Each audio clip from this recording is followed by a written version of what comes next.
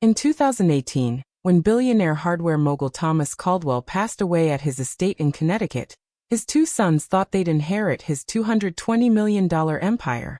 Instead, they got the shock of their lives. Their father had rewritten his entire will and left virtually everything to his German shepherd, Baron. Not a cent to his sons. This decision made headlines across America and tore a family apart forever. But here's the thing, when you dig into what really happened, you'll understand exactly why Thomas made this choice, and honestly, you might agree with him. Thomas Caldwell was 68 years old when he died, and he'd spent his entire life building an empire from nothing. Born to a factory worker in Detroit, Michigan, Thomas started fixing tools in his garage at age 19, with just a few $100s and a dream. By 30, he'd opened his first hardware store in a rundown strip mall. By 45, he owned a chain of 200 stores across America called Caldwell's Hardware and Home, making him one of the wealthiest self-made men in the country. He lived in a sprawling 12,000-square-foot mansion in Greenwich, Connecticut, owned vacation properties in Naples, Florida and Aspen, Colorado, and had more money than he could ever spend in 10 lifetimes. Thomas married his high school sweetheart Linda in 1975, and together they raised two sons, Brandon and Scott. Life seemed perfect until Linda died suddenly from a stroke 6 years before Thomas's death, in 2012. Devastated and completely alone in his massive house, Thomas got Baron, a German shepherd puppy, on his 62nd birthday. His sons were already grown by then. Brandon was 40 and Scott was 37, both living their own lives far from their father, and neither seemed particularly interested in spending time with him after their mother passed away. But here's where things start to get frustrating, because Thomas's relationship with his sons had been falling apart for years, and the reasons why will probably make your blood boil. Brandon, the older son, had always been entitled from the day he was born. Thomas had paid for his Ivy League education at Columbia University, set him up with a $2 million trust fund at age 25, and even bought him a luxury condo in Manhattan overlooking Central Park worth $1.8 million. But Brandon never held down a real job for more than 6 months in his entire life.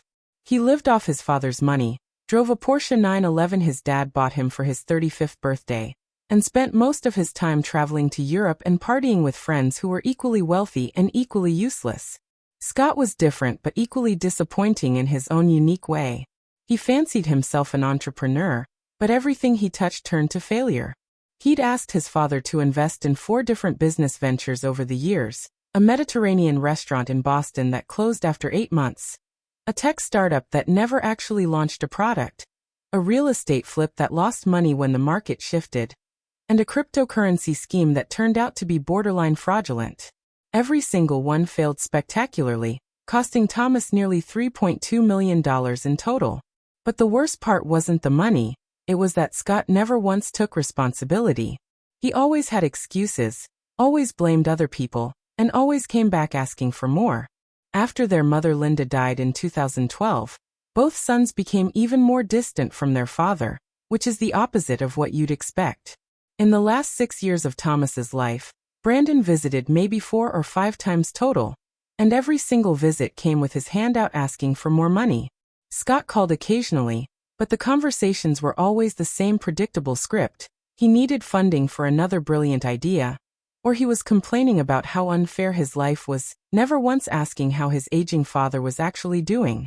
And then came the breaking point that started Thomas down the path of changing everything. And trust me, when you hear this, you'll understand exactly why he was done. 2 years before his death in the fall of 2016, Thomas collapsed at his home and was rushed to Greenwich Hospital with a massive heart attack. He spent 5 days in intensive care, hooked up to machines, doctors telling him it was touch and go for the first 48 hours. Thomas genuinely thought he might die. He called both sons from his hospital bed, his voice weak and trembling, telling them he'd nearly died and asking them to come see him. Brandon was in the south of France on a yacht trip and said he'd try to catch a flight back, but he never showed up, not once during the entire hospitalization. Scott actually came to the hospital once, on day 3, stayed for approximately 30 minutes, spent most of that time answering emails and texting on his phone, barely made eye contact with his father, and never visited again. Meanwhile, Baron waited at the mansion, And when Thomas finally returned home after 8 days total, the dog didn't leave his side for 2 solid weeks. The private nurses who came for Thomas's home recovery told him they'd never seen such a devoted animal in all their years of caregiving. Baron seemed to sense his owner's fragility and stayed within arm's reach constantly, sleeping on the floor beside his bed, following him from room to room, even sitting outside the bathroom door when Thomas showered. That dog gave Thomas more comfort during his recovery than both his sons combined, and Thomas noticed deeply. But he still held out hope that his sons would come around. And that brings us to the final straw, the event that made Thomas pick up the phone and call his lawyer. Thanksgiving 2017, 1 year before Thomas died. And he'd planned a big family dinner at his Connecticut mansion, just like Linda used to do when she was alive. Thomas hired caterers from a 5-star restaurant in New York, decorated the house with fall flowers and candles, and personally called both sons weeks in advance to make absolutely sure they'd come. He just wanted one more Thanksgiving with his family. Brandon texted the night before saying something came up and he couldn't make it. No explanation, no apology, just a cold text message. Thomas later saw on Facebook that Brandon was at a friend's yacht party in Miami that same weekend, drinking champagne and posting selfies. Scott actually said he'd come, and Thomas was hopeful. He set the table for 6 people, prepared a feast that could feed 20. But Scott showed up 3 hours late, clearly drunk, barely said hello, ate quickly while scrolling on his phone, and then asked his father for a $50,000 loan for another business idea. When Thomas said no, gently explaining he was tired of funding failures, Scott got angry, called his father selfish, and stormed out before dessert. Thomas sat alone at that table set for 6 people, with enough food for an entire family feast, and only Baron lying faithfully at his feet. His housekeeper, Maria Santos, who'd worked for Thomas for 15 years, found him crying in the dining room later that night. She told him she was so sorry, and Thomas just shook his head and said, "I'm done, Maria. I'm finally done." That was it.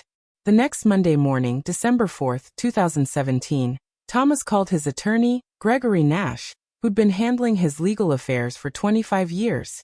"Greg, I need to completely redo my will. Everything." Gregory was concerned. "Thomas, is everything okay? This is a major decision." Thomas explained everything calmly: the hospital visit where his sons couldn't be bothered, the years of empty relationships, the constant demands for money, and the Thanksgiving disaster. "My sons don't love me, Greg. They love my bank account. The only real family I have left is Baron." The lawyer tried to talk him out of it. "What if you give them one more chance? Maybe family therapy." But Thomas had made up his mind. "I've given them 40 years of chances. I'm done being their ATM." Over the next 8 weeks, Thomas worked with Gregory and a team of estate planners to create an airtight will that couldn't be contested. He knew his sons would fight it, so he made sure every detail was legally bulletproof. And then on November 14, 2018, Thomas Caldwell died peacefully in his sleep at age 68. Baron was sleeping on the floor beside his bed, and was the first to notice something was wrong, alerting Maria by barking frantically. The funeral was held at a church in Greenwich 3 days later, and surprisingly, both sons attended, looking appropriately somber, and telling everyone how much they'd missed their father. 2 weeks later, on a cold December morning, the will reading took place at Gregory Nash's law office in Stamford, Connecticut. Brandon and Scott sat in expensive leather chairs, confident and relaxed. They'd already started discussing how to divide the fortune. Gregory opened the legal documents and began reading. Within 30 seconds, the atmosphere completely shifted. Here's what Thomas Caldwell's will contained. To Baron, the German Shepherd, a trust fund valued at $210 million. The trust included full ownership of the Connecticut mansion, where Baron would continue living with full-time care. Maria Santos was named as Baron's guardian, and would receive $150,000 per year, with all expenses paid separately. The trust allocated funds for Baron's premium veterinary care, organic food prepared by a private chef, daily grooming, and even a custom luxury doghouse with climate control. Baron also inherited Thomas's vacation home in Aspen, Colorado. To Brandon Caldwell, a one-time payment of $25,000 and a sealed letter. To Scott Caldwell, a one-time payment of $25,000 and a sealed letter. That was everything. Out of a $220 million fortune, each son received basically nothing. Brandon's face turned purple. This is a joke, right? Where are the cameras? Scott stood up so fast his chair crashed against the wall. You can't be serious. He left everything to a dog. Gregory calmly explained that the will was thoroughly reviewed, completely legal, and Thomas had been examined by 2 psychiatrists who certified he was of sound mind. Then Gregory handed each son their letter. Brandon ripped his open and read it aloud, his voice shaking. Thomas had written, "Brandon, I gave you every advantage in life, but you never learned the value of loyalty. Baron gave me more love in 6 years than you gave me in 40. I hope this teaches you what really matters."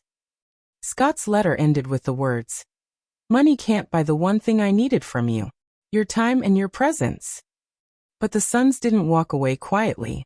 Within 3 weeks, Brandon and Scott hired Morrison and Sterling, a top Manhattan law firm, and filed a lawsuit claiming their father couldn't have been in his right mind. The case went to court in March 2019 and became a media sensation. The New York Times ran a front-page story titled, "Dog Inherits Fortune While Sons Get Nothing." CNN legal analysts debated whether the will would hold up. Social media exploded, some calling the sons greedy monsters, others arguing Thomas went too far. The trial lasted almost a year. The sons' lawyers brought expert witnesses claiming Thomas was mentally unstable. They painted him as a lonely, irrational old man. But Gregory Nash was prepared. They presented Thomas's complete medical records showing 0 signs of mental illness. They brought in the 2 psychiatrists who testified he was sharp and articulate. They called Maria, who testified about the son's neglect. They showed phone records proving Brandon called his father only 6 times in 3 years. They presented bank records documenting Scott's failed businesses. They submitted the hospital visitor log showing Scott visited once for less than an hour. Most damaging of all, they played a video Thomas made 2 months before his death. In it, Thomas said, "I'm making this will with a sound mind and a broken heart. My sons chose money over love, and now they'll have neither." The judge ruled in favor of upholding the will. The sons appealed twice and lost both times. By the end, their $25,000 were completely gone, eaten up by attorney fees. Meanwhile, Baron lived like royalty. Maria took incredible care of him, and the trust ensured he wanted for nothing. Baron got his own Instagram account, gaining over 1.2 million followers. He lived comfortably until he died naturally at age 11 in 2022, and the remaining $180 million went to animal welfare charities. So what can we learn from Thomas Caldwell's shocking decision? This story isn't just about a rich man and his dog, it's a wake-up call about family, loyalty, and what really matters. Thomas spent decades building wealth, so his sons could have comfortable lives. But somewhere along the way, his sons learned to value his money more than him as a person. They treated their father like a bank, only showing up when they needed something. Baron didn't know Thomas was rich. That dog just loved his owner, sat with him during lonely nights, and gave him unconditional presence. That's what Thomas was trying to show his sons. It wasn't about punishment. It was about revealing what they'd lost by choosing greed over relationship. After this story went viral, estate planning attorneys reported massive increases in pet trusts. Families started having difficult conversations about expectations and genuine relationships. Psychologists pointed out Thomas's case highlights a growing problem. Adult children maintaining contact only because they're waiting for an inheritance. Some criticized Thomas, saying he should have tried harder to repair the relationships. Maybe he could have been more direct earlier. But here's the truth, Thomas did try. He invited them to Thanksgiving. He called from his hospital bed. He gave them 40 years of chances. At some point, people show you who they are, and you have to believe them. This story should make us think about our own relationships. Are you calling your parents only when you need something? Are you making time for people who won't be around forever? Because one day it'll be too late, and no inheritance will make up for time you didn't spend together. Now I want to know what you think. Was Thomas justified in leaving his fortune to Baron? Did the sons deserve what they got? Or did their father take it too far? Drop your thoughts in the comments. I genuinely love reading your perspectives. If you found this story fascinating, Smash that like button and subscribe because I cover true stories about wealth and family drama every week. Coming up next, I'm telling you about the billionaire who faked his own death to see which family members would actually mourn him. And the results will blow your mind. Share this video with someone who needs this message about family and priorities. Thanks for watching, and I'll see you in the next story.